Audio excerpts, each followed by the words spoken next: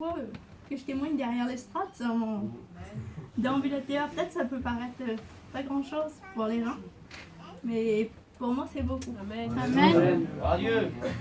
Je vais vous dire, moi là ça fait 3 ans que je suis chrétienne baptisée.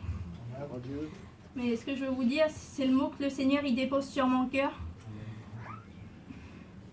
Quand je me suis baptisée, je pouvais pas du tout marcher. J'étais en chaise roulante. Et puis, comme je me suis baptisée, tout le monde pensait que j'étais devenue chrétienne pour la guérison. Mais moi, comme je venais à la réunion, il y avait plus que ça. Je recevais de l'amour et de la paix dans mon cœur que je recevais nulle part d'autre. Je comprenais que Jésus, il avait été à la croix pour moi. Je comprenais que Jésus, son sang, il avait coulé pour nous tous. Mais pas seulement pour nous guérir, mais aussi pour nous sauver pour l'éternité. Et puis, après, je savais que le Seigneur pouvait me guérir.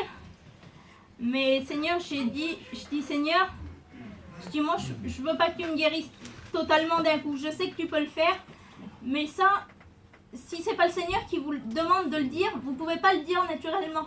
C'est parce qu'il y a un plan de Dieu derrière. Et puis, c'est à nous de l'accepter ou pas. Le Seigneur, il m'a laissé le choix.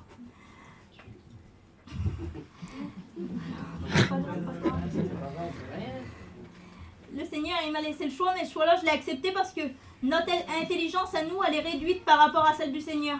Si le Seigneur voulait bien me faire passer par cette épreuve, on sait que c'est pas le Seigneur qui impose les épreuves, mais le Seigneur, il se sert des circonstances. Alors j'ai dit, Seigneur, oui, moi je veux te faire confiance. Et puis Seigneur, oui, je veux la guérison étape par étape.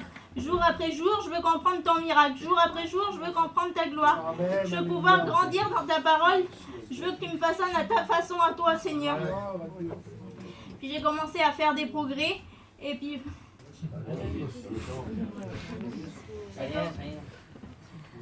j'ai commencé à faire des progrès. Et puis petit à petit, j'ai commencé à pouvoir marcher avec un déambulateur. Bon, là, je ne l'ai pas, mais... je ne peux pas marcher sans, toujours, mais je sais que le Seigneur, il fait toutes choses en son temps. Amen. Et jour après jour, je vois toujours la gloire de Dieu.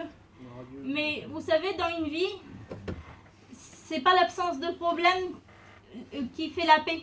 La véritable paix, c'est quand tout s'écroule, mais qu'il y a toujours la présence de Jésus avec nous. Parce que toujours, les gens, ils vont vouloir vous limiter dans votre vie. Ils vont vouloir dire ça, c'est pas possible pour toi. Sûrement que ça vous arrive aussi, peut-être pas par rapport au même problème, mais les gens ils sont toujours à vouloir vous limiter. Non, ça tu pourras pas le faire, fais pas ci, fais pas ça. Avec le Seigneur, il n'y a aucune limite. La limite, c'est vous-même. La seule limite que vous pouvez vous imposer dans votre vie, c'est la vôtre. Et avec le Seigneur, tout est possible. C'est pas moi qui le dis, mais c'est sa parole si vous la lisez.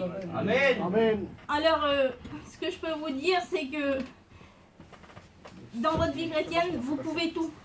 Et puis, il y a un verset, moi, c'est ça, c'est fais de l'Éternel tes délices et il fera tout ce que ton cœur désire. Tout ton cœur désire. Mais d'abord, il faut placer Jésus en numéro 1. Tout le reste, il ne faut pas s'en occuper. Des fois, on veut s'occuper des choses, mais c'est inutile en vrai pour nous. Si on s'occupe de son œuvre, il s'occupe de nos problèmes à nous. Et puis, que Dieu vous bénisse. Et moi, je peux vous dire que le carburant de ma vie, c'est la foi. Et il faudrait que ça soit la vôtre. Parce qu'avec le Seigneur, tout est possible.